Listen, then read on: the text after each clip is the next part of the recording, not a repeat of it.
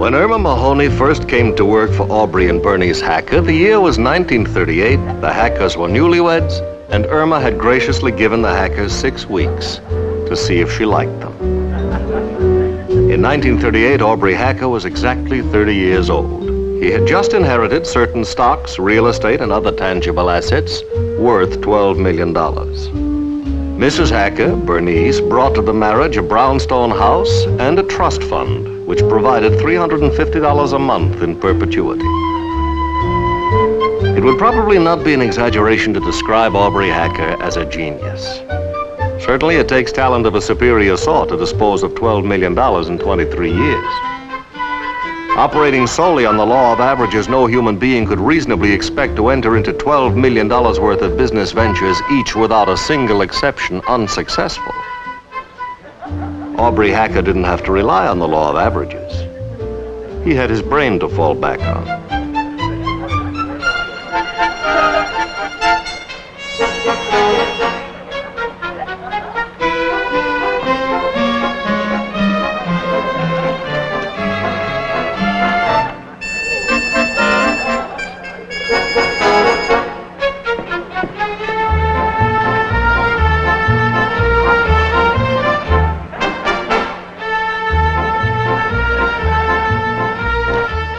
And so in 1961, thanks to Mrs. Hacker's brownstone and thanks to Mrs. Hacker's inheritance of $350 a month, the Hackers managed to live very well, having discovered the secret of deficit financing.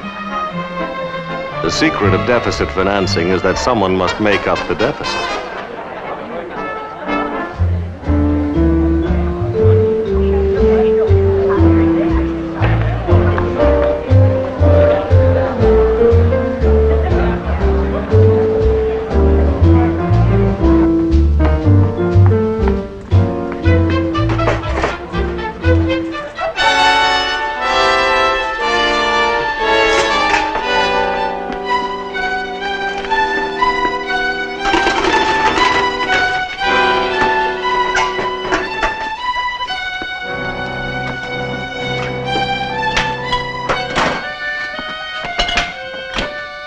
The ice is in the ice. Where else would it be?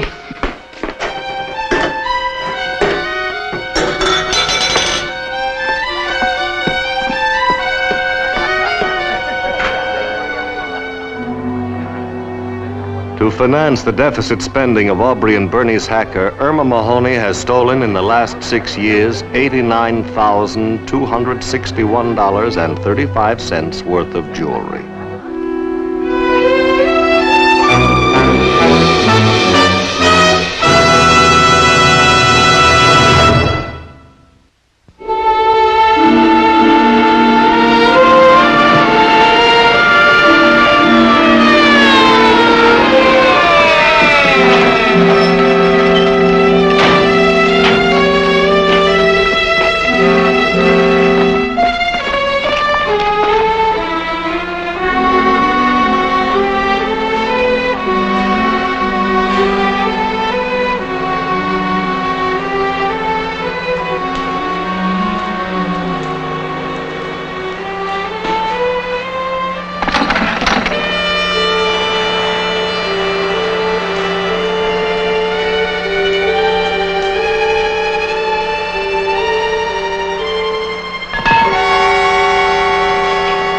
Stop what you're doing and put up your hands.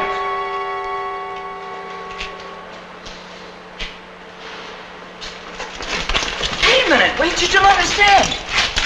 No, I wasn't doing anything criminal. You're making a mistake. That's our own car. Turn your head and face the wall. Like this? You see, I was doing some field work for a term report on criminology. I was working on the chapter about stealing cars. Keep quiet. You'll get your chance to talk.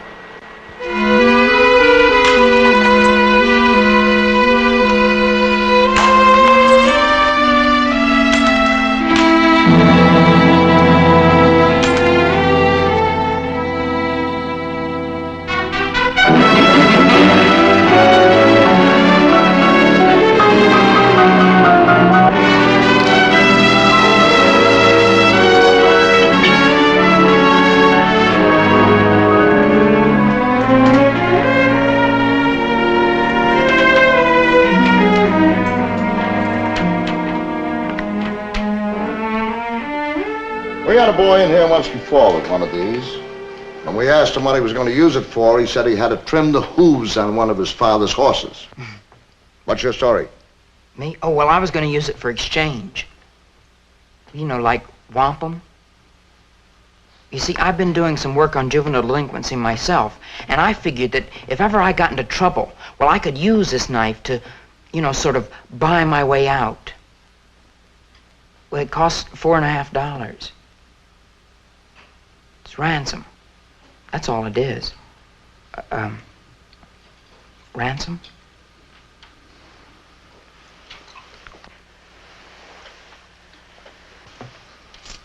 What is this? Yeah, those are skeleton keys. I know. Yeah, they're my laboratory equipment for the chapter on entering without breaking in.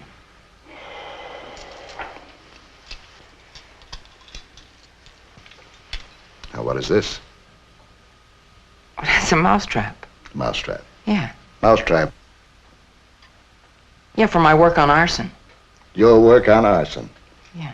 His work on arson. Yeah, you see, you put a piece of sandpaper and a match in the trap in such a way that when the trap slams shut, whack, you see? You know, like whack. Son, I've been here a long time, and I've seen a lot of dillies come in here, but you got to be the all-time great. Well, you may not believe me, sir, but, well, if you knew me better, you can ask anybody that knows me. I never lie.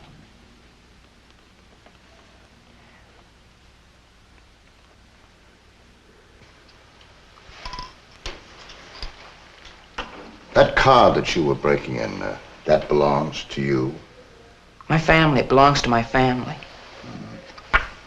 And your name is Hacker? Willis Hacker. Yes, sir. Willis Hacker. It's always been Willis Hacker. Always, yeah. Yeah. You never changed your name from Willis Hacker for personal reasons, professional reasons? Oh, no. Just like it was when you were born. Willis Hacker, same as your father and mother's. Hacker. You really weren't breaking into that car that belongs to your family, were you? Absolutely. Which is named Hacker. That's right, yeah. Tell me something.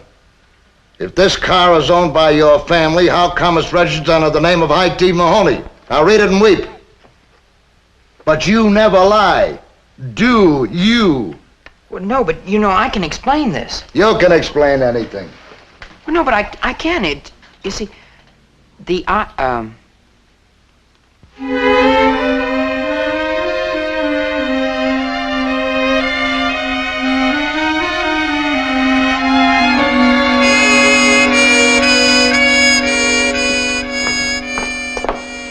Mrs. Hacker says to say good night and don't stay up working all night neither, she says. Yeah, thanks. How's it look? Well, I haven't finished yet. So far, there's at least $4,000 that absolutely has to be paid by the end of the month.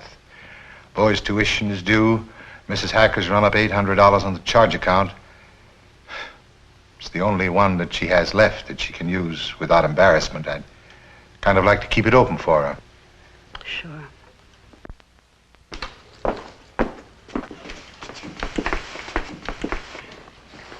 Oh, how was the dance? Oh, it was wonderful. I never had so much fun. I just kept on dancing and dancing. Hello, Princess. The bills, bills, bills, bills. The tintinabulation of the bills. Cha-cha-cha. Bills, bills, cha-cha-cha. Bills, bills, cha-cha-cha. Bills, bills, cha-cha-cha. Hi, Daddy. Hello, sweetie. Close your eyes. I want you to visualize something. I'm in white. All in white. And I have a complete set of white luggage to match. Can you see it? Expensive. Oh, of course, that's the whole point. Now, you still visualizing? I can see it as clear as day. I have a little white poodle on a little white leash.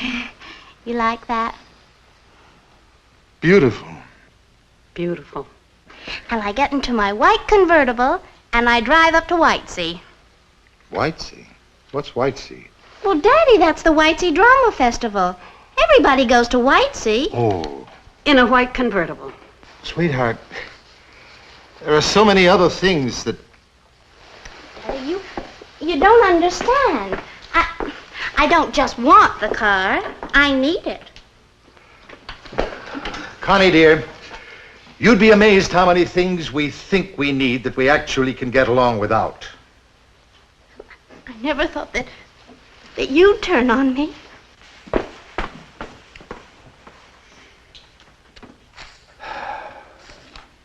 Well, I guess everything's possible once you find the system. I guess it's time to take the ice off the ice.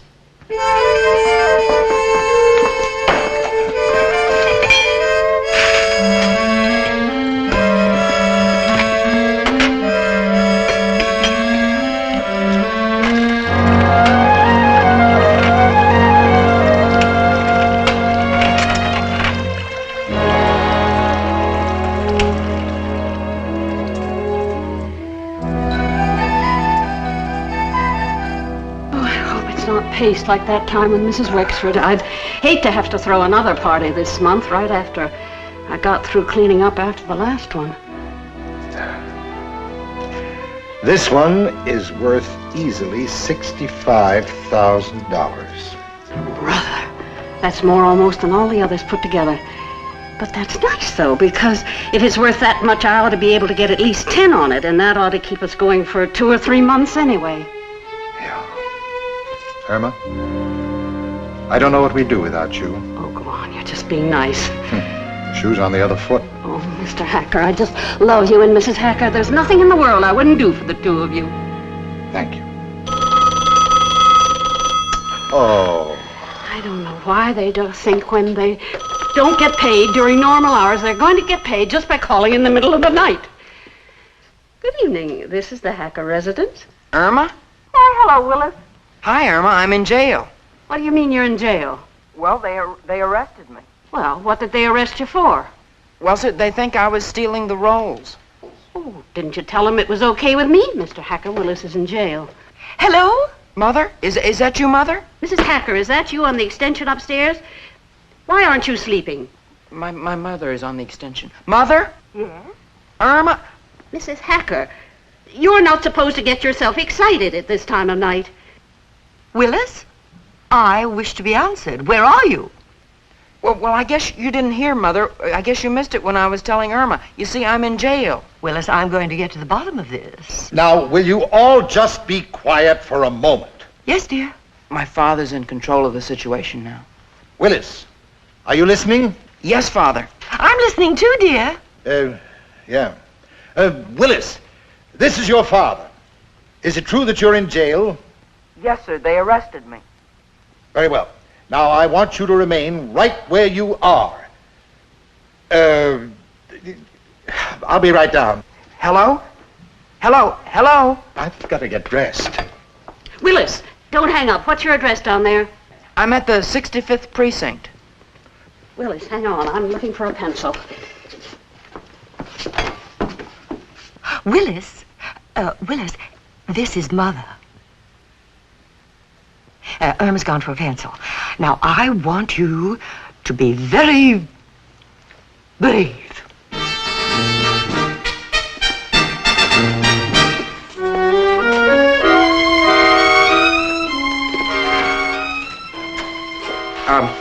Does this room have a special name? What?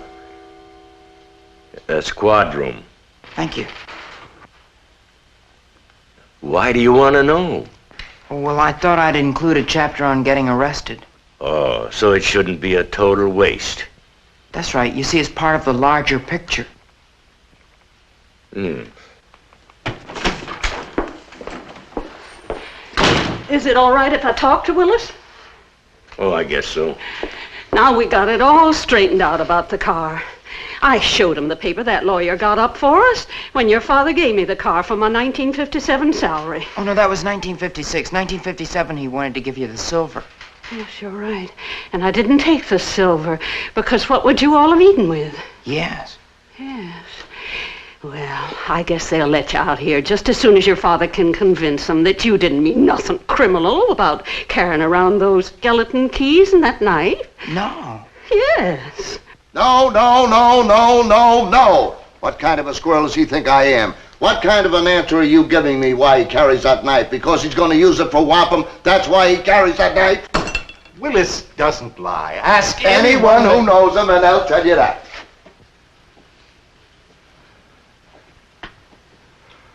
Look, Mr. Flint, I had $12 million when Willis was born. I lost it at the rate of $1 million a year.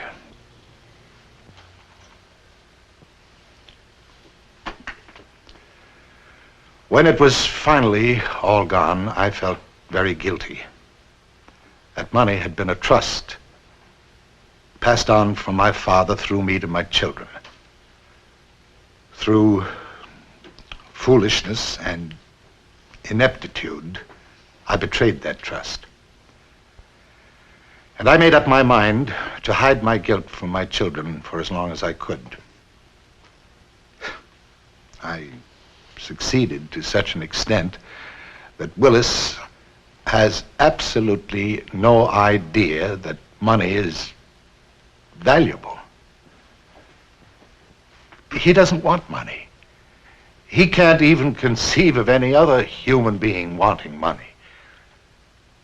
That's why he took a knife with him to ransom himself with, because a knife, being something useful, had to have value in Willis's mind. I'm afraid I'm not a very good fighter, Mr. Flint. That's why I have to ask you to fight for Willis. Please believe me. Willis doesn't lie. I think you're a good fighter, Mr. Hacker. Mike, can I see you a minute?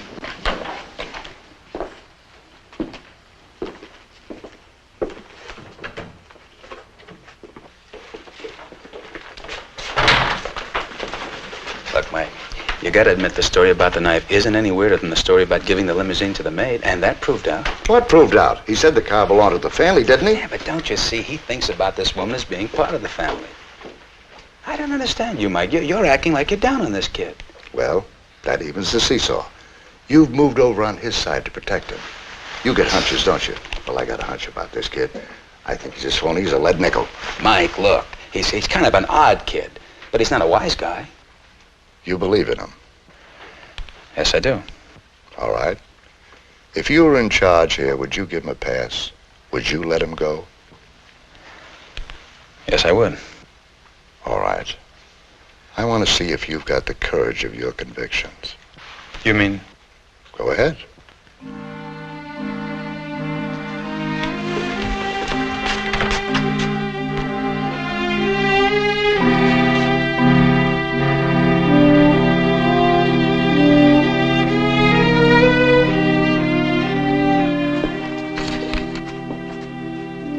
Frank. Yeah. We're confiscating the knife and the skeleton keys. The boy can go home with his father. Okay. You're going home, Willis.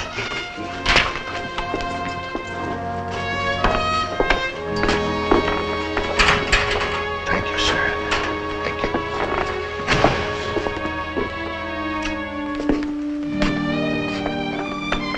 you. Even money, you made a bad bet.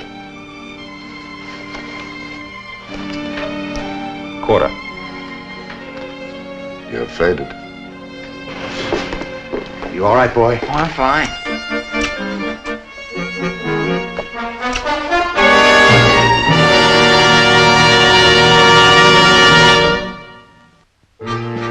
And 1, 2, 3, 4. 1, 2, 3, 4. 1, 2, 3, 4. 1, 2, 3, 4. It's enough. Now, everybody up. And as soon as you got your appetites worked up, I'll have breakfast ready for you. All right. And 1, 2, 3, 4. 1, 2, 3, 4. 1, 2, 3, 4. Eat these, honey. I fixed them with wheat germ and soy oil. They're good for your reflexes. Oh, my reflexes are fine. Yeah, then how come you didn't get away from the cops last night when they caught you jimmying the door of my car? Oh, that wasn't my reflexes. I was just too engrossed in what I was doing. Never make a good crook that way. Drink your orange juice.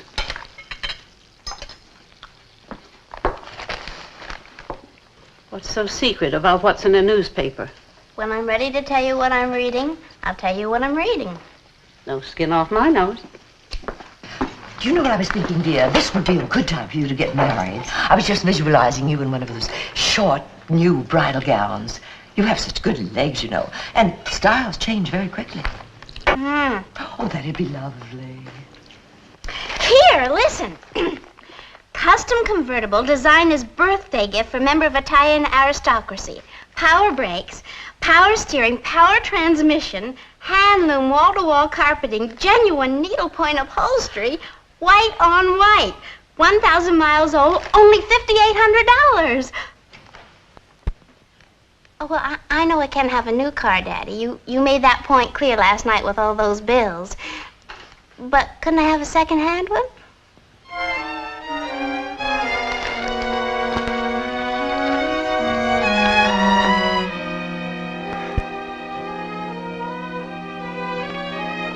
Irma, could you drive me downtown this morning? Just as soon as I finish the breakfast dishes.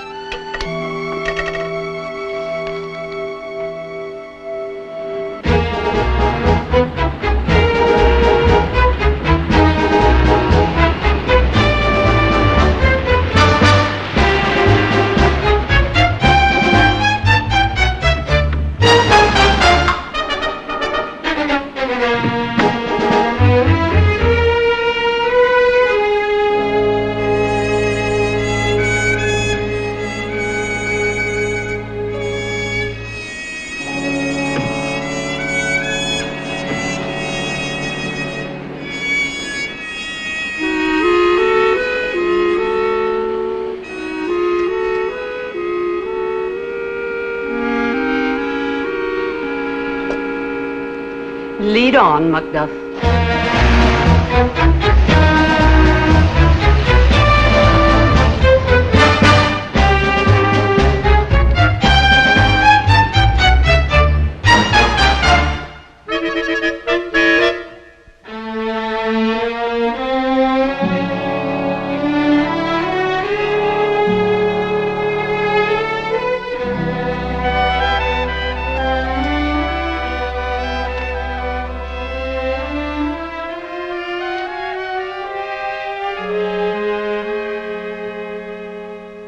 About 28,000. You'd better say 65,000. Take a good look. I wouldn't want you to cheat yourself. I'll take 10,000 on it, the usual interest. For how long? 30 days.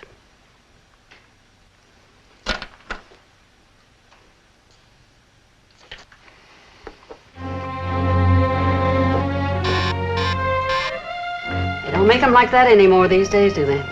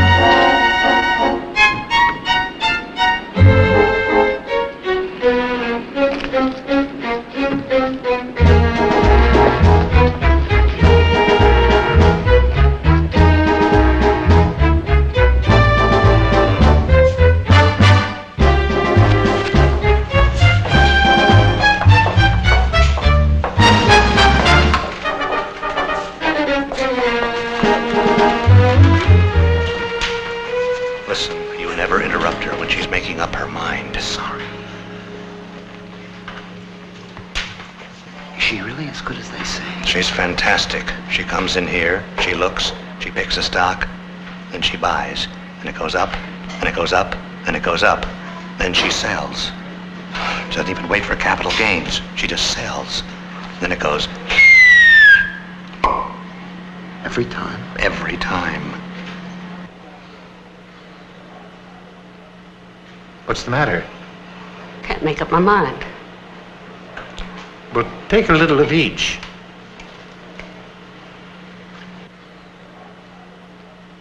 Now? Now.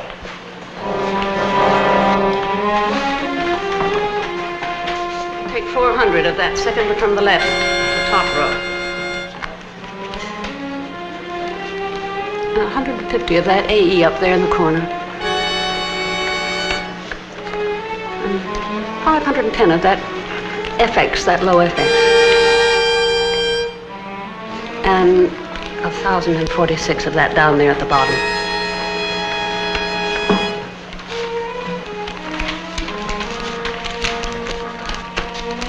Take what you need out of this and give me my change. They say she's got over $500,000 in cash in that bag. What's the third one she says? You know, I don't know.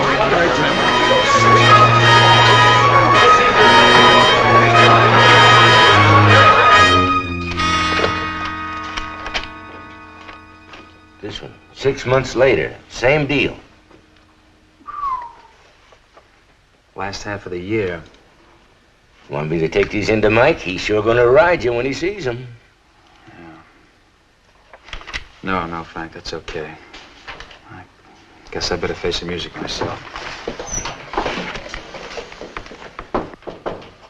Come in.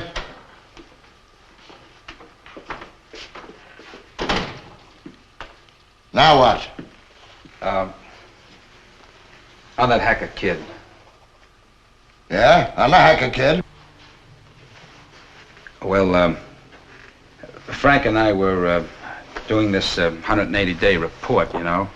Yeah, on the 180-day report.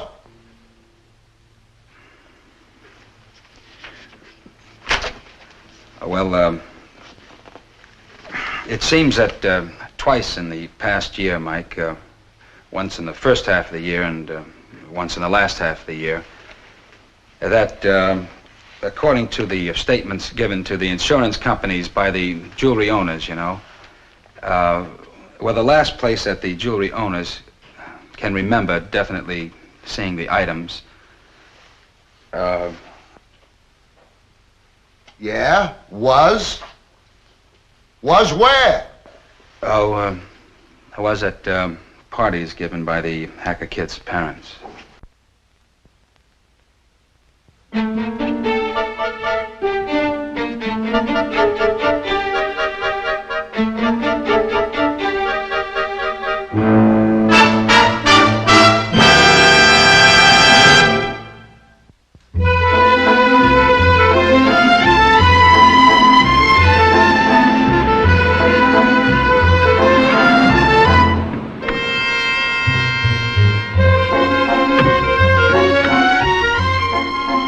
Thank you, Irma. Oh, Mr. Hacker. Your hat. Oh.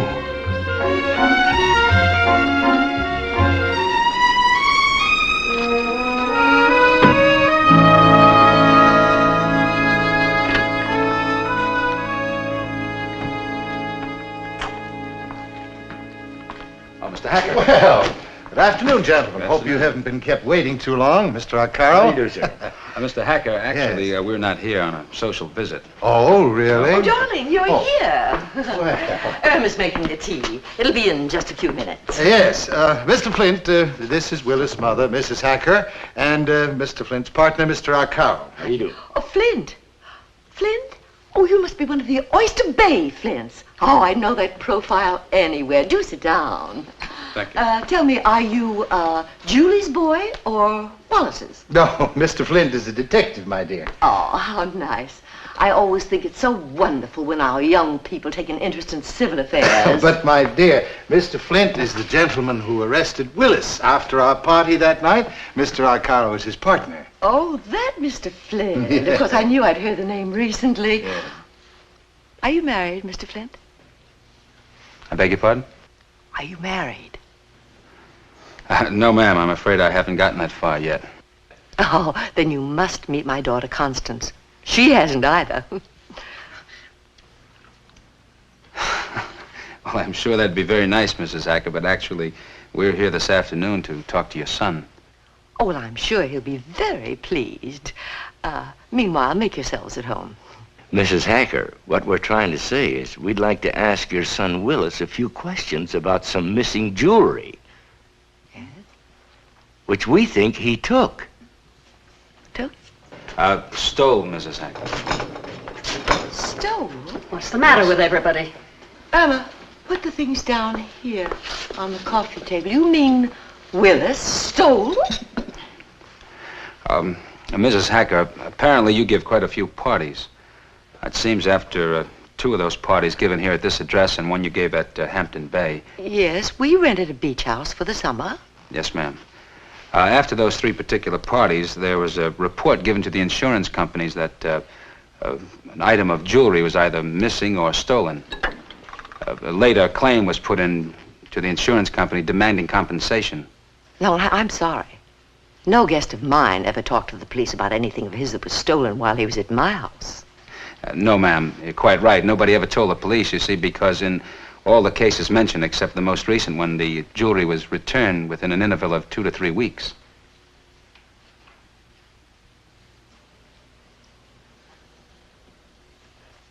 Aubrey, throw these men out. But, dear, these are the police. Irma, take the tea things away, will you? We're through with them. Mrs. Hacker, you're just going to get yourself all confused about this. Not I. Anyone that says that Willis is a thief is confused. I'm very clear about that. And now, will you please leave my house? Mrs. Hacker, I'm afraid we can't do that. We're just going to have to stay here until we talk to your son.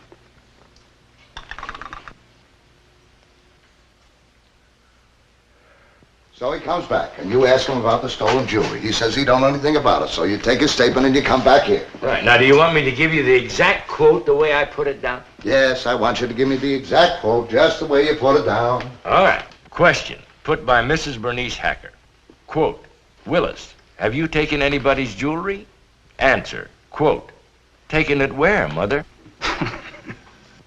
This whole family is just a bunch of Peter Pans. Except the daughter. She's marriageable. What is that? A joke? I don't trust that kid. My smeller tells me he's a crook. My smeller tells me that they're all crooks. Come on, Mike. Come on, Mike. Why not? Are you suggesting that Mr. Hacker is some kind of a Fagin? That he's breaking his son into becoming a heist man? Now, that's ridiculous. Ridiculous? How do they get by? You were the one that told me yourself that they were broke. Broke. They live in a big brownstone. They rent expensive homes in the summer. They drive expensive cars. They send the kid to school. They got a full-time maid. They throw big parties. The maid drives the big cars. What broke? Look, Mike, the whole country's living on credit cards, so why should this guy be any different? What kind of an objective answer is that? Object? Well, how objective have you been through this whole thing? This kid right from the very beginning is stuck in your throat. You yourself said you thought he was a wise kid, that his father was a con man. You still didn't tell me how to get by. Credit cards. You know how you get credit. You get somebody who says that you got money and that you can pay when the time comes. That's credit. Mike, I trust these people. I like these people. I trust them, that's all. You sit there and look me in the eye and tell me that? I have the right to my own opinions, don't I? Opinions? Opinions? He's got opinions. Sure. You're entitled to an opinion about who comes to your house for dinner. You're entitled to that. But this is a suspicion of criminal activity, and you're a detective and you've got to find the facts. What facts, Mike? What facts do you have that make you believe you're right and I'm wrong? What facts? I'll tell you the facts. All the facts we don't have, Adam. Did you check his credit rating? Does he have any credit? Did you check what he owes? To whom? For what? And how long? Did you check to see if he has a bank account? And if he has, if there's any relationship between the dates the jewelry was stolen and deposits that Hacker might have made, or large withdrawals of cash to pay debts? etc., etc. Just think how much more you trust Hacker and his kid if you really check them and it turns out that I'm wrong. Check. Check.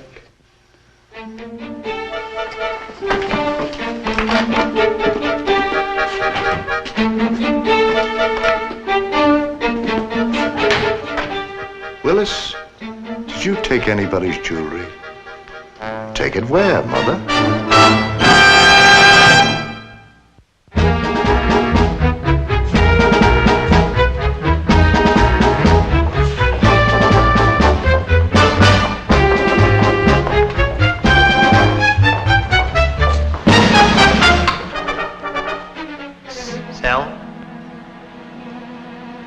Sell.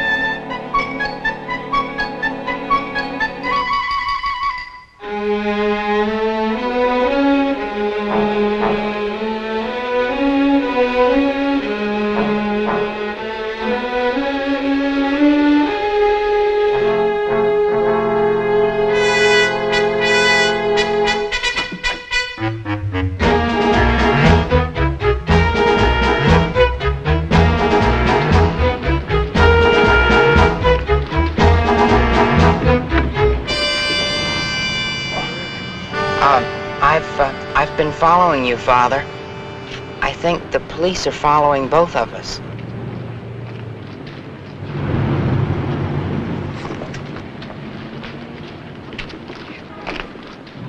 Have you got the bracelet? It wasn't too wild to guess. I mean, the pattern of loss following parties held at our house was pretty obvious. I had one advantage, though, over the police. I knew I didn't do it. I did what had to be done, Willis. I just want to say that Irma only was connected with this because I asked her to be my accomplice. I don't want you to think I was only a cat's paw. I did what I thought was necessary. We were slowly going under. The entire family. Something had to be done. I had only two alternatives. I could put a stop to some of the expenses that you and Connie and your mother were incurring, or I could try to borrow some more money somewhere, somehow. Well, I found that I couldn't say no to any of you. And it turned out that I was not able to borrow any more money either from the normal sources. If I'd just known, I maybe could have helped somehow. Thank you, Willis. Which one is the police? Oh, see it? It's the one with the man behind the wheel reading the newspaper. That's Detective Arcaro. Detective Flint was with him when they pulled up. They were following you. Now, I haven't been watching him since you got in here with me, but I figure that Detective Flint is in Gardell's right now, asking what you were doing there. I would like to ask a favor, and I want both of you to listen very carefully. Please try to understand what I'm going to say. You know, when I was a small boy, I believed very firmly in the power of wishing. I still do. Do you believe in the power of wishing, Irma? Do you, Father? Willis, what? I believe that if I were to close my eyes and wish, if I could just wish hard enough, well, then what I wished for would come true. I believe that if I wished for a bracelet to turn up in the back seat of this car, if I could just wish hard enough for it, then that's where it would turn up. I wish it was in the back seat of this car. I wish it were behind the cushion of this car. I wish it were behind the cushion of this car. I wish it were behind the seat of this car. I wish it was behind the seat of this car. I wish... Willis, I think you're going to get your wish. Thank you, Father.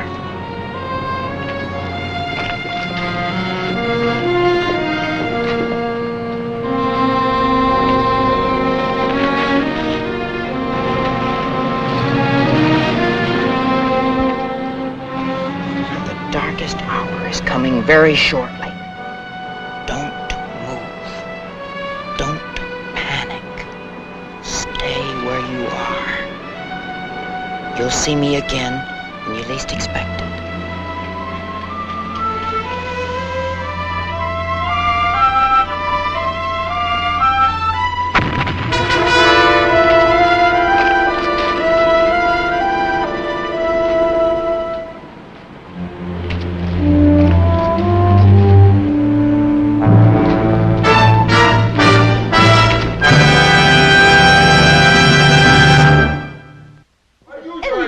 That because a piece of property was stolen and then returned, it wasn't stolen. You realize that this is a police station, and I am questioning these people because the police have a civil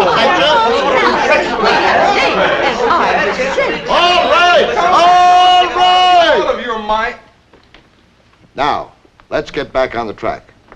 When you started this, it wasn't your intention to keep it up. So in 1957, and I quote Mr. Hacker, I found that our financial condition needed shoring up.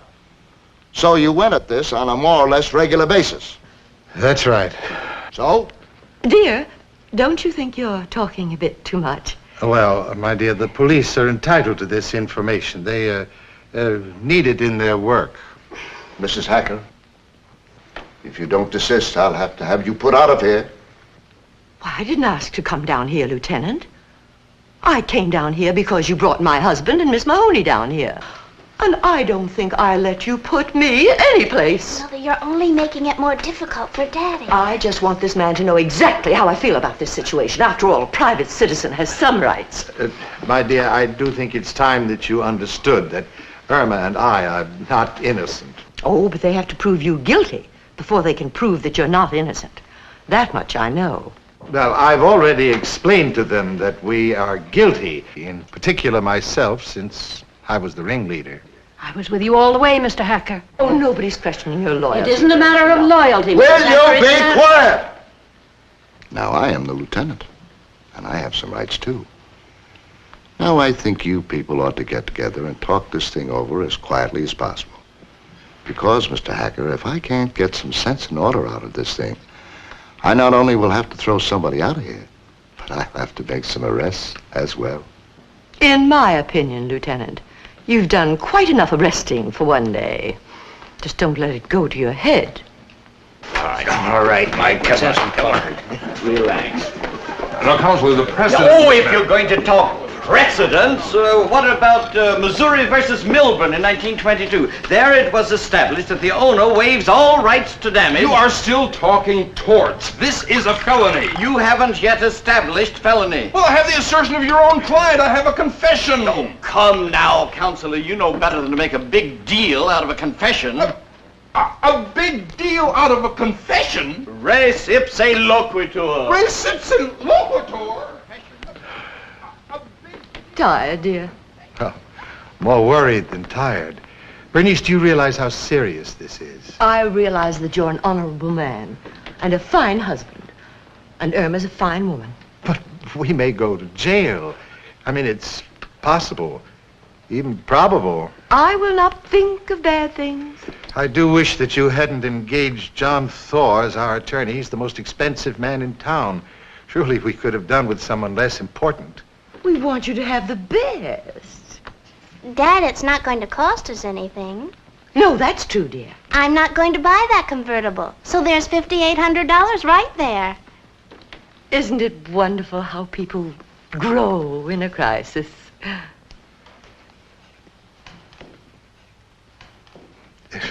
Yes. That is money that we might have spent. That's quite true. But you see, actually, it's not cash. It's just money that we couldn't afford to spend to begin with. Well, that's just the point, dear. We're not going to spend it now. Well, I don't want you to think that I'm ungrateful. I'm extraordinarily grateful to both of you. Oh, of course you are. Don't you think we know that?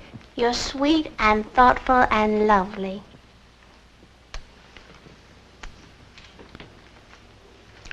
Mrs. Hacker, I always believe a fact is a fact. And in case it works out like it looks like it's going to work out, here and Mr. Hacker and me go to jail, here are some of the things I think you and Connie ought to know. How to boil water without burning it. Just some of the useful things. I've put down where the laundry is and how to get the rolls signed back into your name in case you want to use it while we're gone. Oh, Mrs. Hacker, I'm so worried about you and Connie without me to take care of you. Oh,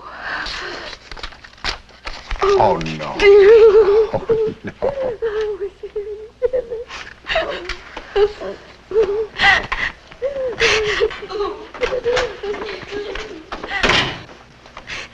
Willis! Hello, Father. Where were you? Returning Mrs. Harkness's bracelet. You what? I returned Mrs. Harkness's bracelet. I thought she'd probably want it back. I also thought it would help the insurance company save some time and some money. So you brought it back, being the good citizen that you are. Besides, I thought it might help Father and Irma. Willis, where did you get the bracelet? I found it in the car. You found it in the car? Yeah. He found it in the car. Yes, sir, behind the seat cushions. And how did it get behind the seat cushions? Maybe it got lost there. Willis, now everybody here knows you never lie. Now, I want to ask you a very direct question. I think it'd be a good idea if you tell the lieutenant how you think it got behind the seat cushions. Because that's where I wished it to be. He wished it to be there.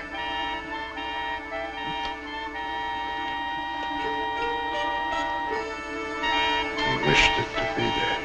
I also wish that Mrs. Harkness wouldn't press charges, and I don't believe she will. He wished it to be there. He wished it to be there behind the seat cushions. Right. I'm drowning in a whole sea of Peter Pans. What kind of a nut factory am I in? And there goes your case out the window. What do you mean out the window?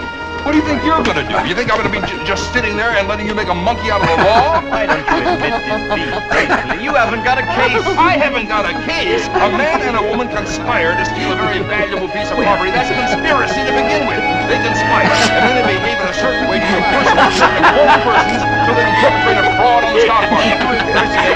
Never Yourself.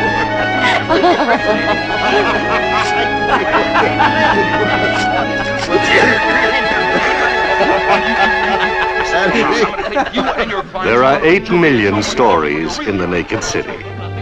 This has been one of them.